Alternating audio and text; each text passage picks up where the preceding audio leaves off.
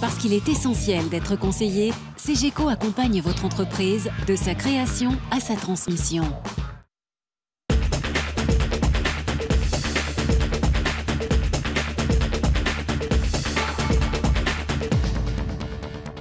Bonjour et bienvenue dans Lyon Décideur. L'association lyonnaise de prévoyance, ALP, a un nouveau président, Philippe Delanoux. Notre invité cette semaine, qui est aussi PDG d'Abenote Europe, le spécialiste de la personnalisation de cartes plastiques, les cartes bancaires notamment. Au sommaire de ce magazine également, la FUMA dans le rouge, le label de l'OTAN pour Arkoun, une présidente pour la FIM Rhône-Alpes, un nouveau président aussi à l'ordre des experts comptables, la bibliothèque numérique de Lyon qui est opérationnelle et puis l'arrivée de Swarovski Lighting au mat électrique.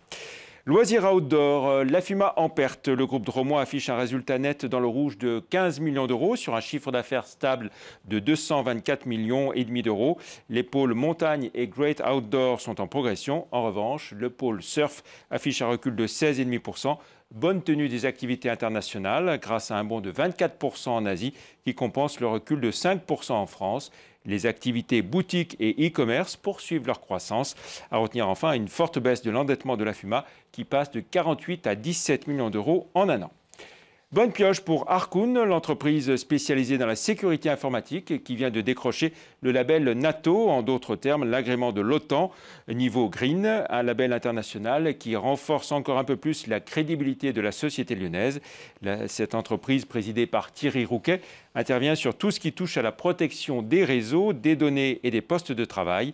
Avec 76 salariés, Arkoun a retrouvé des couleurs après 2 exercices compliqués lié à l'intégration de la société Skyrecon System en région parisienne. Au premier semestre 2012, Arkoun a affiché sa meilleure rentabilité historique. C'est une femme qui préside désormais la Fédération des industries mécaniques, FIM Rhône-Alpes, à savoir Céline Hugo, une organisation professionnelle de toute première importance. Quand on sait que Rhône-Alpes est la première région mécanicienne de France, avec 18 milliards d'euros de chiffre d'affaires, en croissance de 8,3% en 2011, dont 42% à l'export en direct, une branche qui représente 127 000 salariés dans la région. Changement aussi à la tête des experts comptables. Cette fois-ci, c'est Jacques Moreau qui prend la suite d'Isabelle Siot à l'ordre des experts comptables de la région. Sa liste était arrivée devant celle d'Armel Finez et de Gilles Gallego. On compte plus de 2000 professionnels experts comptables dans la région et plus de 2050 sociétés et bureaux secondaires auxquels il faut ajouter 77 associations de gestion de comptabilité et 650 experts comptables stagiaires. La bibliothèque municipale de Lyon passe au numérique. Ce ne sont pas moins de 200 000 ouvrages qui sont numérisés, le tout sous la houlette de Google comme prestataire. Les explications de Jean-Marc Roffa. À peine lancée depuis mercredi, la bibliothèque numérique numelio.fr a déjà 150 inscriptions gratuites. Le site dispose d'une banque de données de 270 000 documents numérisés, de livres anciens, d'enluminures, de photos ou même de journaux. Depuis les imprimés de l'époque de Gutenberg, au milieu du XVe siècle, jusqu'aux journaux lyonnais du XIXe, et on va jusqu'aux journaux même de 1920. Comme le scanner de la bibliothèque de la Pardieu n'avait pas la capacité de numériser à lui tout seul 450 000 ouvrages, la ville de Lyon a donc fait appel à des prestataires extérieurs dont le plus important est Google. Sur Google Books, vous avez déjà 270 000 de nos documents, de nos livres. Nous en avons mis 500 en ligne dès maintenant. Et puis, d'ici la fin 2013, nous serons à 80 000 ouvrages en ligne. Google était à l'époque l'un des rares prestataires à pouvoir lancer une numérisation de cette envergure-là. Lorsqu'ils ont répondu à l'appel d'offres, et ils y ont correctement répondu, à charge à la bibliothèque, pour la bibliothèque, de récupérer les archives que Google a numérisées et les valoriser dans Numelio. C'est ce qu'on tente de faire aujourd'hui. Le but est bien de rendre disponible à la lecture de chacun tous les documents de la bibliothèque, sauf les livres les plus fragiles qui ne peuvent pas être numérisés. L'intérêt principal de la numérisation n'est pas forcément la conservation, mais bien la diffusion de ce patrimoine. La numérisation a débuté depuis 4 ans et devrait se terminer à l'horizon 2015. Et voici que Swarovski Lighting débarque en France et à Lyon. La célèbre entité, née en 1895 en Autriche, dans l'univers du cristal, et présente aussi aujourd'hui dans le luminaire, s'appuie sur 2 marques, Swarovski et Schönbeck. 2 marques présentes désormais en tant que telles dans les showrooms de NRA, à savoir à Lyon, au sein du mat électrique du groupe Sonepar Sud-Est. Swarovski Lighting, désormais basé à Plattsburgh dans l'État de New York, cherche à renforcer la position de ces deux marques sur le marché mondial grâce à l'introduction de produits innovants et d'un vaste réseau de détaillants. Sur l'arrivée de Swarovski au mat électrique, les explications de Dominique Cateau, directeur général de Sonepar Sud-Est, et du directeur Europe de Swarovski Lighting. Oui, c'est une fierté, surtout par rapport au fait, je dirais, d'avoir été sélectionné, puisqu'ils ne l'octroient pas souvent. Donc c'est de reconnaître, la société Swarovski, c'est de reconnaître notre expertise dans ce domaine-là. Donc c'est notre plus grande fierté déjà. Et puis après, ça va nous amener, donc, je dirais, un business additionnel au niveau soit de la prescription, d'ailleurs, soit de la vente de pièces uniques éventuellement. Pour Swarovski, nous cherchons le meilleur sur le marché des lumières. À travers ce magasin, c'est un partenariat d'excellence que nous avons noué avec Sonepar, à Lyon comme dans d'autres villes à travers le monde. Ils proposent, comme nous pouvons le voir ici, des showrooms fantastiques qui sont reconnus par le public. C'est aussi important pour les architectes qui développent les projets avec qui nous sommes en contact. C'est la raison pour laquelle nous nous engageons dans cette coopération avec Sonepar et nous pouvons aujourd'hui voir le résultat. Nous sommes très satisfaits de ceci. Voilà, on retrouve à présent notre invité, Philippe Delanoux, bonjour. Bonsoir Jean-Pierre, salutations aux téléspectateurs. Vous avez 54 ans, vous êtes le PDG de Abenote Europe, connu à travers CPS Technologies, notamment ici à Lyon, personnalisateur de cartes plastiques, on va y revenir. Mais c'est aussi en tant que tout nouveau président de l'ALP, l'Association lyonnaise de prévoyance, que nous vous accueillons aujourd'hui. Alors pourquoi avoir accepté cette mission supplémentaire ? Peut-être un petit peu par fierté. En tous les cas, c'est une belle tradition. C'est dans la tradition lyonnaise des entrepreneurs lyonnais. C'est une association qui a été créée en 1939 de la volonté de chefs d'entreprise de vouloir apporter à leurs salariés de meilleures conditions pour leur protection sociale. J'associe ça à une forme d'humanisme cher aux Lyonnais et je suis heureux de pouvoir m'inscrire dans cette lignée très modestement avec l'équipe en place et peut-être d'essayer d'apporter une petite touche personnelle, bien entendu. Alors, dans un univers de la protection sociale qui se concentre beaucoup, où est-ce que vous vous situez avec l'ALP ? Comme vous êtes un peu dans la galaxie April Alors, un petit peu. Alors, moi, pour ne pas se tromper, je viens d'être nommé président de l'association ALP.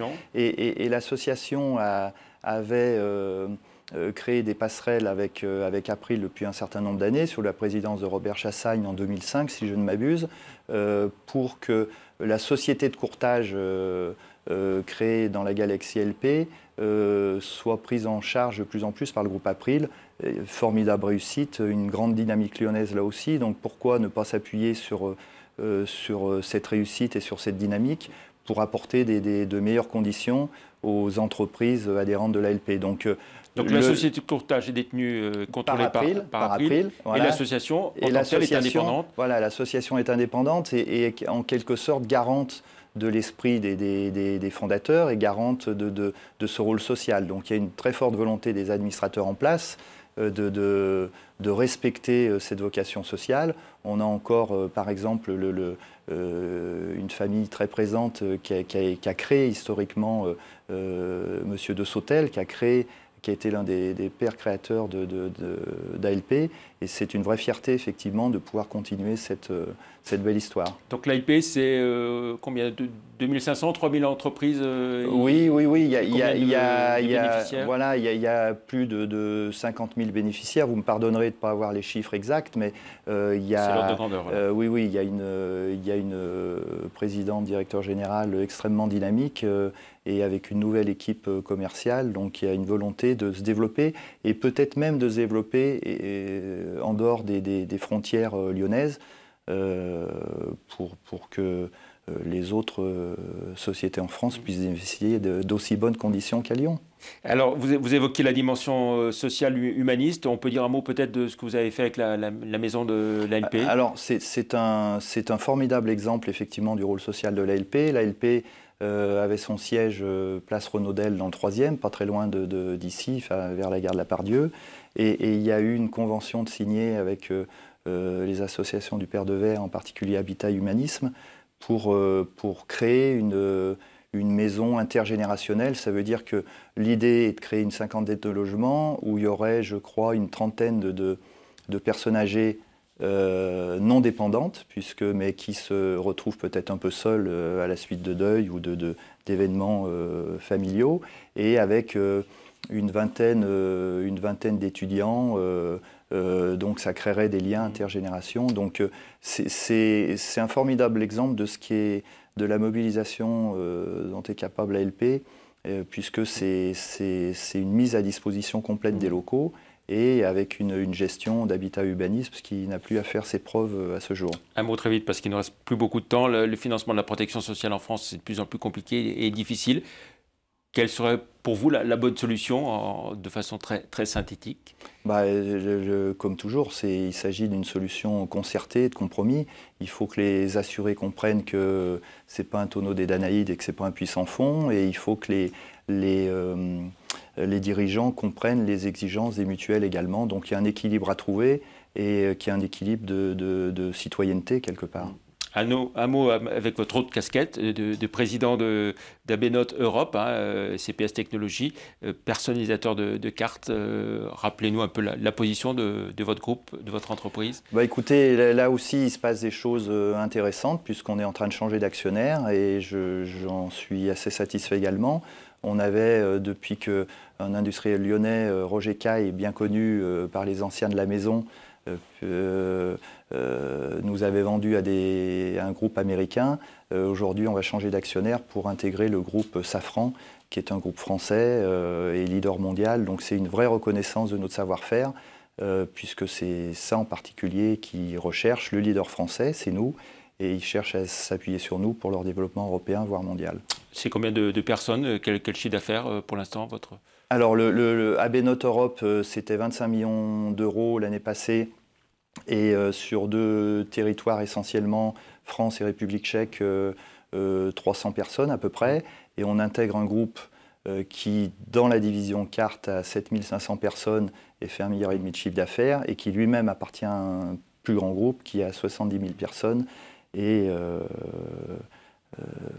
une quinzaine de milliards de chiffre d'affaires. On entend dire parfois que la carte bancaire classique va disparaître au profit du paiement avec le téléphone portable, mobile. J'y crois pas. Je pense que c'est des complémentarités. On travaille, nous aussi, on a des solutions sur le téléphone.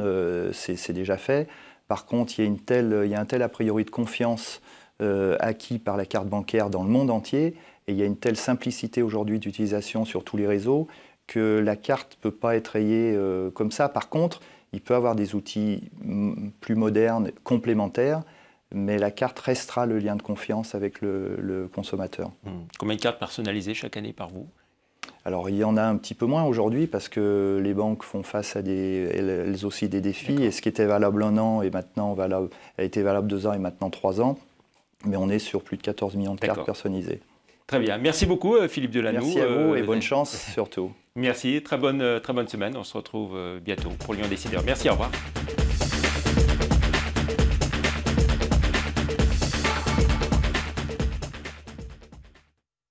Parce qu'il est essentiel d'être conseillé, CGECO accompagne votre entreprise de sa création à sa transmission.